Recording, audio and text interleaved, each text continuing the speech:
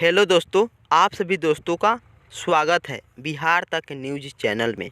तो देखिए दोस्तों, इस वक्त की सबसे बड़ी खबर ये है कि भोजपुरी कॉमेडी के सुपर स्टार ट्रेंडिंग स्टार जो कॉमेडी के सुपर स्टार हैं ट्रेंडिंग स्टार मनी मिराज भैया जी का सॉन्ग आ गया है। आप सभी दोस्तों जाकर सुन सकते हैं, देख सकते हैं पटना से पाजेब। और ये सॉन्ग टी सीरीज भोजपुरी पर आ गया है। आप सभी दोस्तों जाकर सुन सकते हैं और बहुत प्यारा गाना है और बहुत मस्त गाना है। तो आप सभी दोस्तों जाकर सुन सकते हैं, देख सकते हैं जो टी सीरीज भोजपुरी पर आ गया है। कॉमेडी के superstar trending star Mani Meraj भैया जी का सॉन्ग आ गया है पटना से पाजेब।